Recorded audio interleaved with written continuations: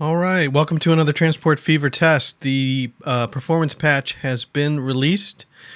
The date today is May 3rd, 2018, and I am running through the same save files that I did on a previous video, which I'll link in the description, and recording the frames per second using the little Steam FPS counter in the upper left-hand corner, which I'll talk out, and then I will be putting text on this video that shows the original performance versus the final release performance. So here we are in this scene. This is my biggest town, and there are cities a lot bigger than this in other save games. So keep that in mind when you look at this city and compare it maybe to your own or to others you're familiar with. Anyway, we're getting 36 FPS in this scene with the game paused.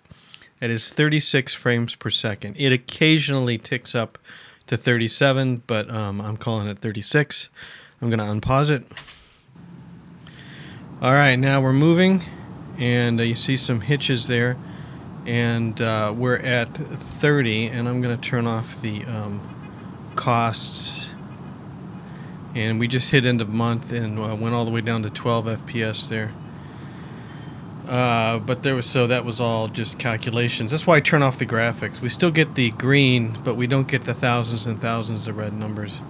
So now we settled in. We're getting towards mid-month, and we're bouncing between 28 and 29 FPS.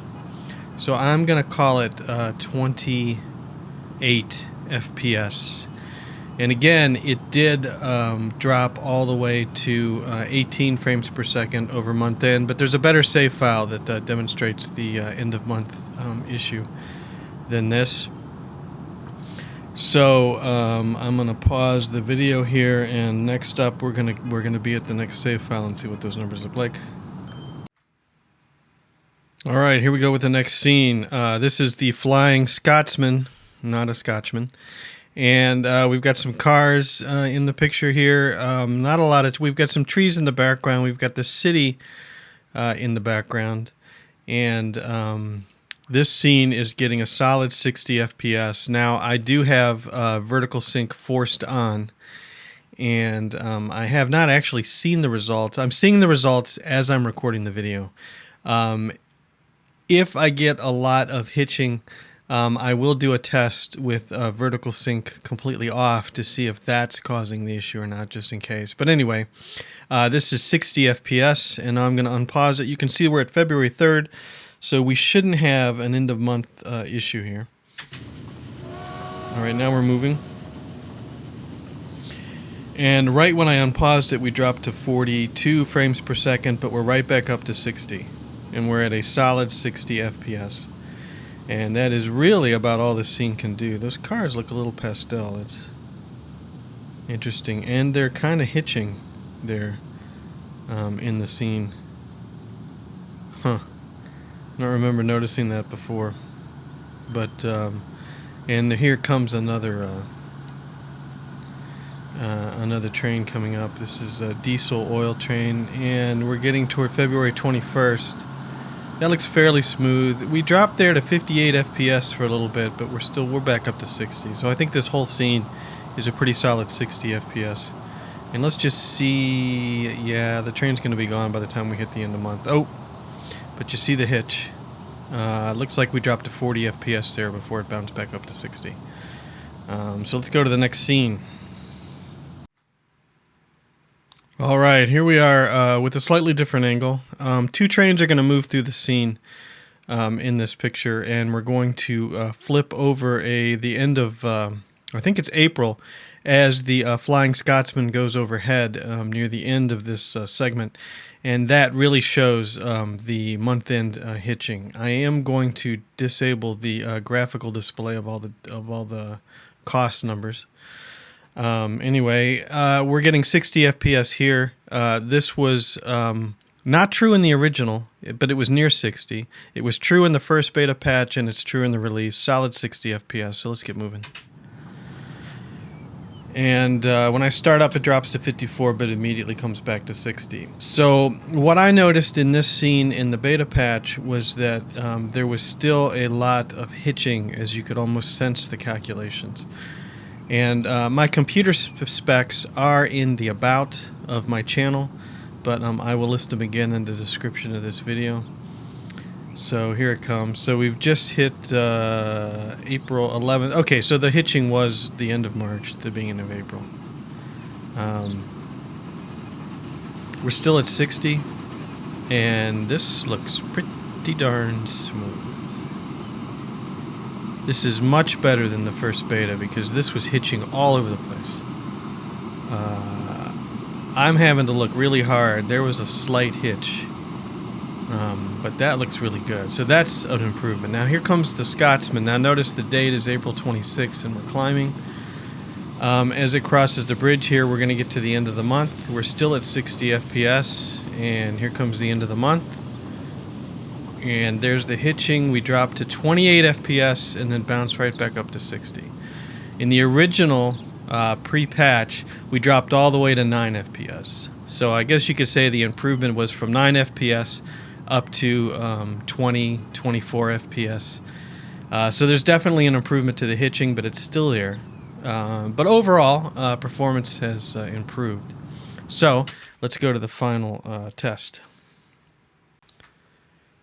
All right, this is my last save file. The very first test was done over top of the city, up to the left, and looking back towards this area. This test is basically looking in towards the town. Again, I am going to turn off the cost numbers, and we are getting a solid 60 FPS here, which was not the case pre-patch. It was the case in the beta patch, and it is the case in this. So let's get it moving and see what we got. All right, so we are not at 60. We are at a solid 50 FPS. It's now bouncing between 48 and 51. So I'm going to call it generally 50 FPS. And we're at June 21st, so let's watch it. Ooh, there was a big stutter there. I'm looking at train movement because I know this was a pretty bad scene for train stuttering. We're going to hit the end of the month here. We're still hanging... Ooh, we're hanging about 48 FPS now. There's the stutter, July 1st. We dropped all the way down to 30 FPS and then recovered. And now I'm looking at the train go by there, and we're at 49 FPS. I would not call it smooth, but it's not as hitchy as it was pre-patch. An improvement. But there still seems to be some... issues when near a built-up city. Alright, I wanted to do one final test that I did not do in the first round of testing, and that is I have a vertical sync off, which means the frames per second is unconstrained. So, and this is the scene I wanted to test it on because this gives the best example of a train moving close through the scene. Actually, two trains moving through the scene. So here, paused, I'm getting, it's jumping around a lot, but it looks like about 115 FPS. So let's call it 115. And I'm going to unpause it. And now unpaused, 75. Oops, and there's the red. That's 36 FPS when the red hit. So let's turn that off. So that's the first month end that we have to deal with. And as the train's approaching, the FPS is dropping. We're now down to 68 FPS. And again, with vertical sync on, it never dropped below 60. We're at 60, a low of 65. And it kind of hitched there. It actually doesn't look as good as it did with vertical sync on. We're right about 67. I'd say 67 FPS right here. And I don't like it. It looks very unsmooth compared to when vertical sync was on. And now it's climbing again to 68 FPS. And here goes the Scotsman overhead.